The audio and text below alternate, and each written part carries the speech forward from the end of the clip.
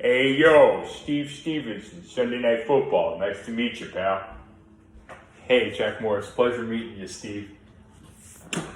Well, alrighty, Jack. Why don't you tell us a little bit about yourself? Well, okay, Steve. First things first, my name is Jack Morris, and I have had an affinity with football and discussing it with my family, my friends, and my coworkers for well over a decade now. And I've dedicated months of my personal free time into learning not only the statistics, but the narratives of different players throughout the years. And I feel like my on the field information is almost as potent as my off the field information on the players. And I've become so familiarized with not only just my favorite team, the Chicago Bears, but every team in the NFL, to the point where I feel like I can name at least half the roster off the top of my head for any given team. And I'm determined to fill the position for Sunday night color commentator. All right, well, that's very interesting, Mr. Jack. But why don't you go ahead and tell us a couple of strengths that you will have to benefit this company?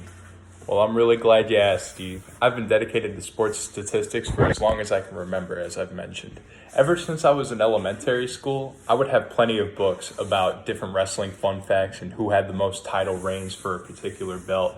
I was absolutely obsessed not only with the numbers, but the stories behind these numbers. And this love transferred in middle school over to the sport of football. And whether it's, specific or unknown facts like Kirk Cousins, like teams that lose to Kirk Cousins never compete in the Super Bowl that they lose to him, in the year that they lose to him, or the endless next-gen stats that are available nowadays, whether it's ball carrier speed or catch probabilities.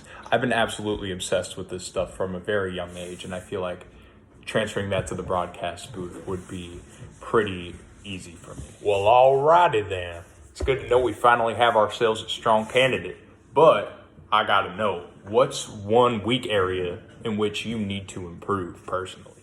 Well, Steve, sometimes I really find it hard to blend my professional and my personal lives together because I tend to become so fixated on whether it being my work or my studies that sometimes I fall out of contact with my friends and my family for a couple days, upwards to a week, because I get so dedicated to my work. And on the contrary, if I go on a vacation and pay a visit to them in upstate New York, and I'm there for even a week or so, I find it hard to get back into the groove of not only my professional life, but my academic life as well. So being able to find cohesion between the two sometimes proves to be a challenge. Well, Jacob boy, I'm real sorry to hear that. But I would really like to hear about a time in which you were involved within a group.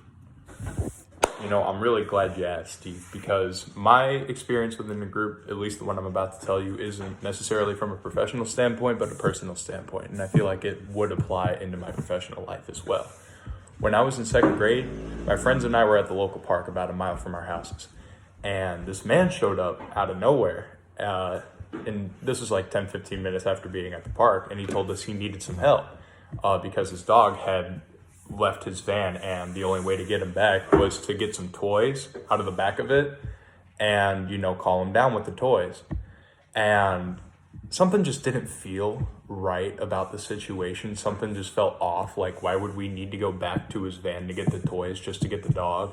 Not to mention, he said he was parked around the corner, and with the placement of the park in relation to where he was parked, it was almost definite that we would have seen the dog running around if there was an actual dog. And while my friends, as polite and naive as they were ready to help this man at a moment's notice, I thought about the irrationalities and the plot holes within his story.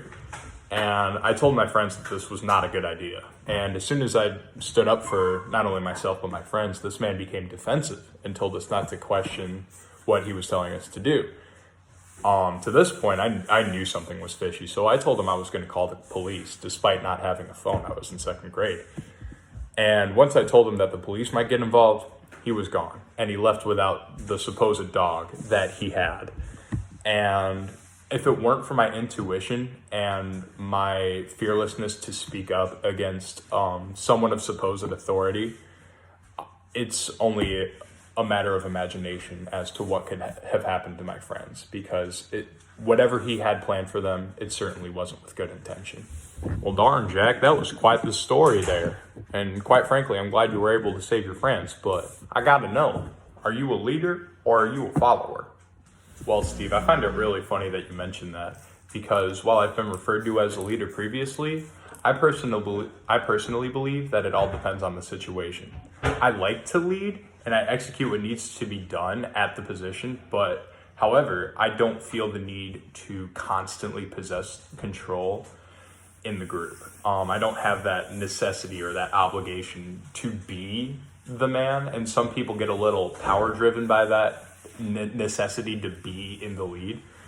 If the team may be making questionable decisions, I make sure to speak my voice and let my opinion be heard. But I wouldn't usurp the control and disrespect a fellow coworker. That's just not how I roll. Well, Jack, that was a very insightful take on a very general question. Now I need to know, what would your last supervisor say about you if I were to call that person, hypothetically? Well, if you hypothetically called my last manager, Charles at Foot Locker, I feel like he would be hard-pressed to run out of good things to say about me. Not only was I one of his most efficient sales associates on the floor, averaging about $400 worth of shoe sales an hour, I had an uncanny knack to converse with my customer as if they were an old friend instead of a stranger.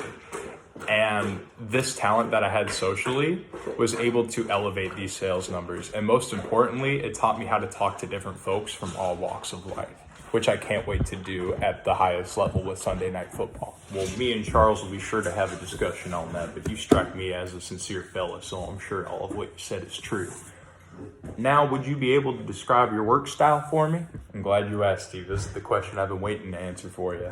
My work style is unwaveringly persistent. I've always had a fascination with learning as much as I can about the job I'm hired to, ever since I was helping my mom wrap up 14-foot carpet samples during middle school. The only thing stronger than my persistence to learn is my sheer determination to do the best job possible.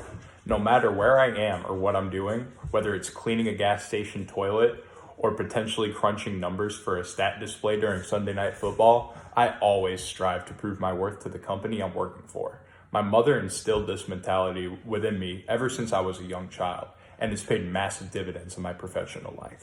Now that, my friend, is the answer we're looking for around here at Sunday Night Football. Glad to hear.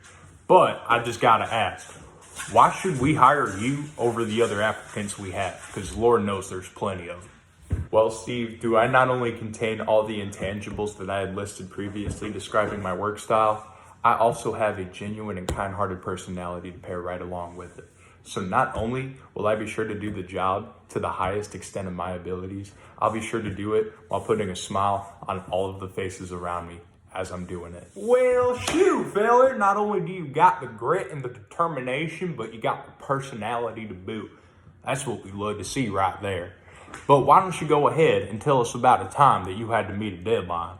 Well, Steve, I actually had to meet a deadline, a very serious deadline, not too long ago.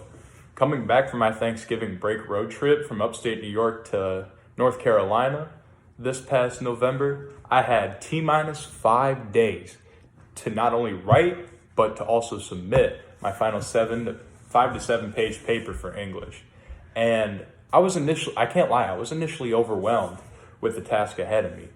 But once I gained my bearings and actually got to work, not only did I hit that 7-page mark instead of settling for the bare minimum of 5, I did it with time to spare, and I did it knowing I was damn proud of the work I was about to hand in. And knowing that I did my best was enough solace for me, but the 94 I got accompanying it, knowing I had less than a week to write this paper, surely felt pretty great as well. Well, holy cow, partner. You're like the Patrick Mahomes of academics, putting on spectacles in the face of major pressure. And just one last thing I gotta ask you, Jack. Where do you happen to see yourself within 10 years' time? Well, Steve, I'm really glad you mentioned Patrick Mahomes, because in 10 years' time, I want to be on the sideline of Super Bowl 67, speaking with Patrick Mahomes after he led one final game-winning drive in the fourth quarter to capture his 4th ring and end his first ballot Hall of Fame career. But I also wouldn't mind having a 2-story house with my wife, 2 kids, and 4 dogs on enough land to have a pond that I can stop the fish that I caught in. That would be pretty nice too. Well, Jack, not only do you have the ambition for what it takes to make it in Sunday Night Football, but you got the moxie as well, the personality. You remind me of me when I was your age, and that's a compliment. I can't wait to see you in the booth as soon as possible, feller. When would you be able to start? Well, Steve, if you would be gracious enough to have me for this upcoming Sunday for the Giants versus the Commanders, 2 division rivals with tied records with major playoff implications, I would absolutely love to be there. Well, shoot, feller. Guess we'll see you in the booth on Sunday. Absolutely, Steve. Thank you so much for the opportunity.